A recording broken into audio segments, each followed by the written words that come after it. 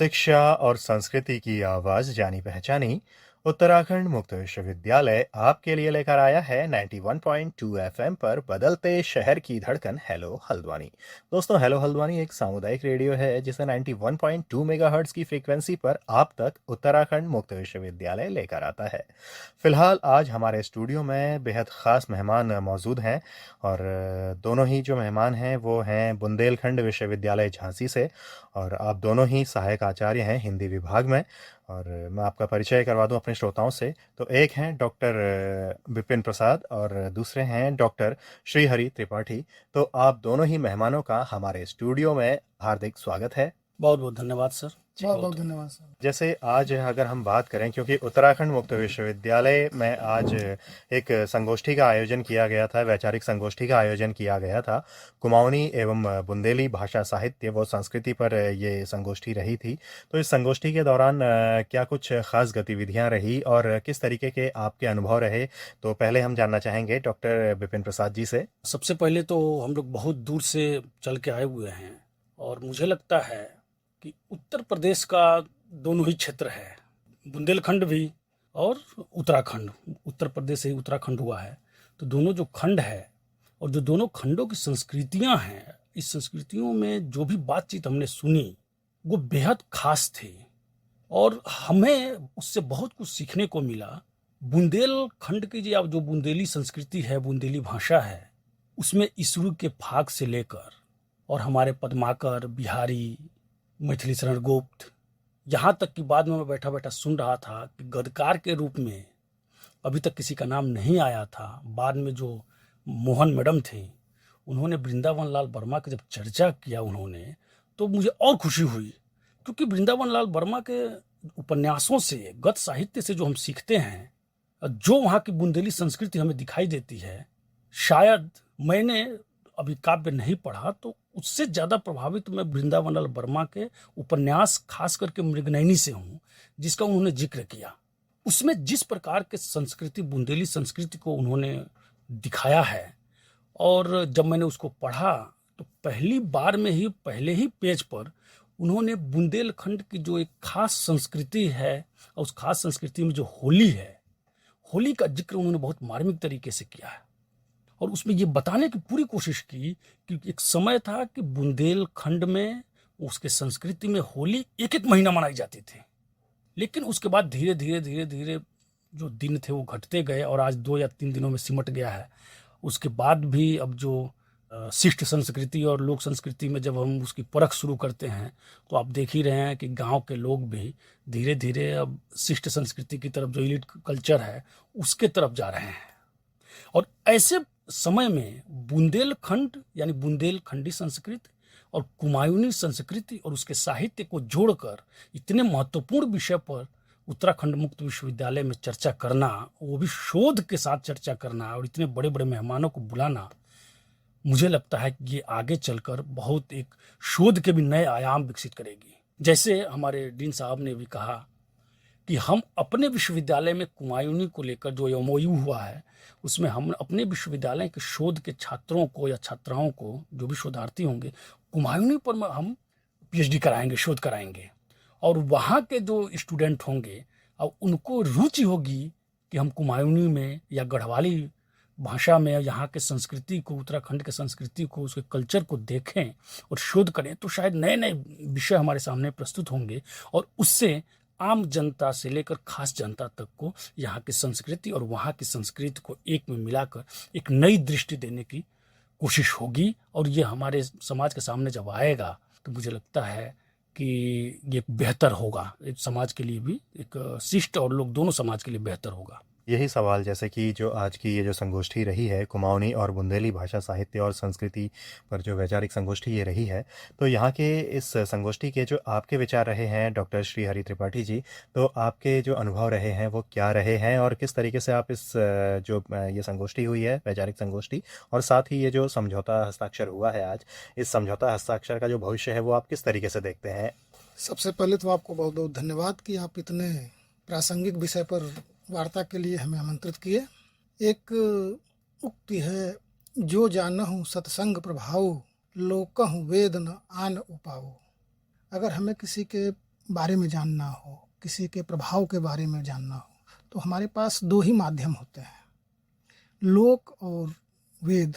अर्थात जनसाधारण की आवाज़, और एक परिमार्जित और शिष्ट लोगों के द्वारा लिखी गई रचनाएं। चूँकि यह कार्यक्रम लोक संस्कृति और लोक भाषा को लेकर के आयोजित था, इसलिए इस पूरे कार्यक्रम को जिस तरह से सूत्रबद्ध किया गया था वह अपने आप में सराहनीय है। इसमें हम लोग वीरभूमि से चलकर देवभूमि की ओर आए हैं, और अगर हम देखें तो बुंदेलखंड विश्वविद्यालय के अध्यापकों ने, विद्यार्थियों ने वहाँ की संस्कृति, कला, साहित्य को लेकर के जिस तरह से अपने विचार व्यक्त किए, उससे यहाँ के लोग भी काफ़ी प्रभावित हुए। जो सबसे बड़ी विशेषता थी वह यह कि यहाँ के भी लोक जीवन में लगभग उसी तरह के भाव और विचार विद्यमान हैं और दिखाई देते हैं, और इसका उदाहरण मैडम भट्ट ने और मैडम मोहन जी ने अपने वक्तव्य में हम लोगों के सामने प्रस्तुत किया है। और जो सबसे बड़ी विशेषता है कि दोनों ही संस्कृतियाँ और ख़ास करके जो लोक जीवन है वह आम लोगों की बातचीत और परंपरा को आज तक निरंतरता में बनाए हुए है। और भारत, चूँकि हम राष्ट्रीय संस्कृति की बात करते हैं, राष्ट्रीय भाषा की बात करते हैं, और अब तो भारतीय मंचों से भारतीय भाषा परिवार की भी बात की जा रही है, तो इसके प्रसंग में इससे बढ़िया उदाहरण क्या हो सकता है कि बूंदेली और कुमायूनी दोनों एक ही माँ की संतानें हैं, और इन दोनों ने भारत माँ और भारत की संस्कृति को अपने अपने ढंग से निराले अंदाज में आज तक प्रस्तुत किया है। हमारे यहाँ कथन है कि कोस कोस पर पानी बदले, 4 कोस पर बानी। यह भारत के बहुलतावाद, लोगों के लोकतांत्रिक चेतना और यहाँ के मनीषियों के द्वारा जो उनकी मौलिक विचार सरणी है उसको अपने आप में सजोए हुए है। और इस पूरे के पूरे संगोष्ठी में ये सारे के सारे बिंदु हम लोगों के सामने स्पष्ट हुए, और इसके लिए हम उत्तराखंड ओपन यूनिवर्सिटी के माननीय कुलपति प्रोफेसर नवीन चंद्र लोहनी जी के भी आभारी हैं कि उन्होंने अपने इस सुंदर और सुव्यवस्थित कैंपस में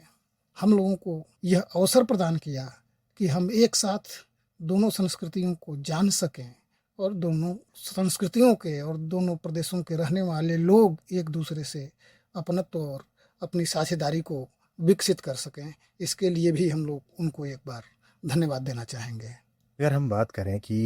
क्योंकि जैसे आज के जो संगोष्ठी थी वो ये थी कि बुंदेली भाषा और कुमाऊनी भाषा, साहित्य और संस्कृति पर ये जो संगोष्ठी थी, अगर हम इसको देखते हुए अगर बात करें कि कुमाऊनी भाषा और बुंदेली भाषा किस तरीके से एक दूसरे को प्रभावित करते हैं और किस तरीके से इनका भविष्य साथ में हो सकता है आपके नज़रिए से? अगर हम संस्कृति की बात करें तो मैंने कहा ना कि पूरे भारतवर्ष को 3 आरण्यक प्रदेशों में बांटा गया था। पहला नैमिषारण्य, दूसरा तुंगारण्य और तीसरा दंडकारण्य। हम लोग मध्य भारत से अर्थात बुंदेलखंड से अर्थात तुंगारण्य से नैमिषारण्य और देवभूमि उत्तराखंड की ओर आए हैं। चूँकि तुलसी की एक बहुत सुंदर पंक्ति है, कीरति भनति भूति भल सोई, सुरसरी सम सब कहाँ हित हुई। तो जो सुरसरी देव नदी गंगा है उनका उद्गम इसी उत्तराखंड से होता है, और इस समय माँ गंगा और उनके जल का सबसे अधिक अगर कोई आकांक्षी प्रदेश है तो वह बुंदेलखंड है। तो भौतिक रूप में तो हम इसको पाते ही पाते हैं, सांस्कृतिक तौर पर भी हम देखते हैं तो एक भौतिकतावादी दृष्टिकोण का प्रतिनिधित्व करती है, और एक हमारी आध्यात्मिक चेतना को समृद्ध करती है। और इन दोनों का जो तालमेल है हमें खजुराहो के आसपास के क्षेत्रों में और वहाँ के मंदिरों में दर्शनीय है, जहाँ एक साथ काम और आध्यात्म दोनों की प्रतिष्ठा है, और उन दोनों की हम बहुत ही संतुलित नज़रिए से मानव जीवन की यात्रा में भूमिका देख सकते हैं। धन्यवाद डॉक्टर श्री हरि त्रिपाठी जी, आपने हमसे और हमारे श्रोताओं से ये बातें साझा की। अगर हम डॉक्टर प्रसाद आपसे बात करें कि जैसे भाषाओं के बारे में कहा जाता है कि जो एक देश में, हमारे देश में ख़ास तौर पर हिंदी जो राष्ट्रभाषा है, उसके अंदर में जितनी भी भाषाएँ हैं, वो सब भिन्न होकर भी आपस में एक-दूसरे से, लेकिन वो एक-दूसरे के समान ही हैं। तो बुंदेली भाषा और कुमाऊनी भाषा में आप किस हद तक भिन्नता देख पाते हैं और किस हद तक इनमें समानता आप देख पाते हैं? एक हमारे सर थे, जब हम लोग सुन रहे थे इसी राष्ट्रभाषा को लेकर और भारतीय भाषाओं को लेकर चर्चा हो रही थी, उन्होंने कहा उस समय कि हिंदी जो भी भारतीय भाषाएं हैं वो छोटी बहन और बड़ी बहन का नाता है। साउथ जो दक्षिण भारत के एक बहुत बड़े विद्वान हैं, उन्होंने कहा कि ये भारतीय भाषाएं का रिश्ता जो बहनों का है। यहाँ मुझे एक नया चीज़ जानने को मिला कि ये बहनों का रिश्ता नहीं है, और ख़ास करके जब भट्ट मैडम बोल रही थी तो उन्होंने बार बार जिक्र किया कि कुमायूनी और बुंदेली दोनों भांजी हैं। यानी अब भांजी का संबंध, जैसे भांजी का संबंध चाहे वो किसी भी बहन की बेटी हो, किसी भी बहन के बेटा हो, तो हालांकि हम यहाँ भाषाएं स्त्रीलिंग है तो स्त्रीलिंग की बात करें तो उन्होंने भांजी शब्द का प्रयोग किया। तो भांजी तो जैसे एक बहन और दूसरी बहन के दोनों बेटी बराबर होती हैं, वैसे ही मेरे इस पूरे आयोजन से लगा कि कुमायूनी और बुंदेली दोनों भांजी और दोनों लगभग समान हैं। और हमारे जो हिंदी के साहित्यकार हैं, जो मैथिली शरण गुप्त की भी बात हुई, और यहाँ जैसे इस क्षेत्र की बात हम करते हैं तो यहाँ हम सुमित्रानंदन पंत, और इस प्राकृतिक दृश्य और इस पर्वतों को देखकर ही शायद उनकी एक 4 पंक्ति याद आती है मुझे कि छोड़ द्रुमों की मृदु छाया, तोड़ प्रकृति से भी माया, बाले तेरे बाल जाल में कैसे उलझालू लोचन। यानी प्राकृतिक सौंदर्य, और जो अभी सर ने बातचीत की कि हिमालय से लेकर पानी और ये सारा, तो ये संस्कृति उसी रूप में, जो संस्कृति और जो प्राकृतिक दृश्य इस कुमायूनी या उत्तराखंड के क्षेत्र में है, वही प्राकृतिक दृश्य जब आप खास करके बरसात के मौसम में जाएंगे तो वहाँ भी वैसे ही हरी भरी और द्रुमों की छाया आपको वहाँ भी देखने को मिलेगी। तो मुझे लगता है कि दोनों अब उभरती हुई एक तरह से भारतीय भाषाएं हैं, दोनों बुंदेली और कुमायूनी,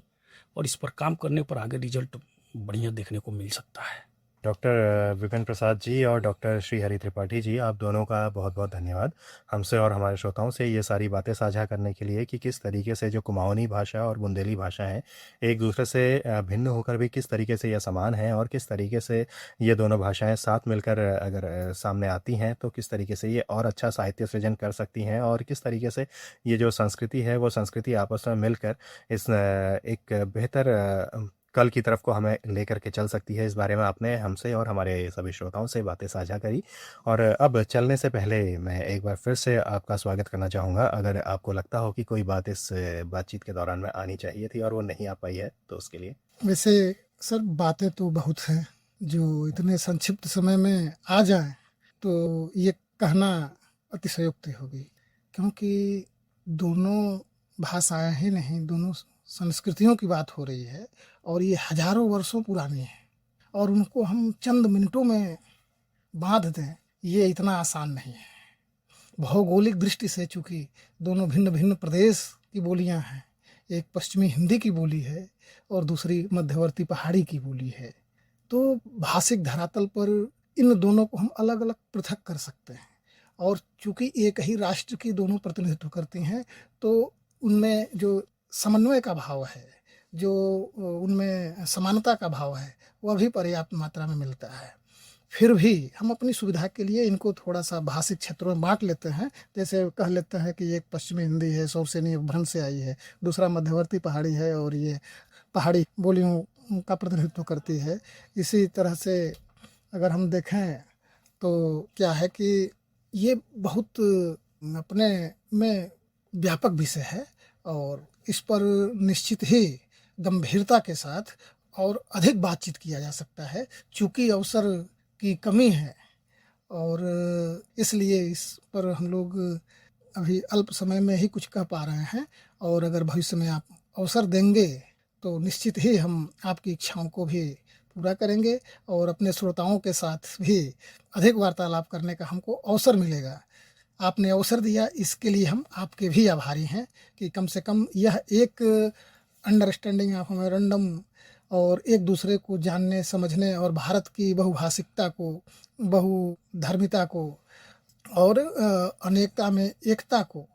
एक तरह से समझने और समझाने का जो यह प्रयास उत्तराखंड मुक्त विश्वविद्यालय कर रहा है, यहाँ के माननीय कुलपति और उनके समस्त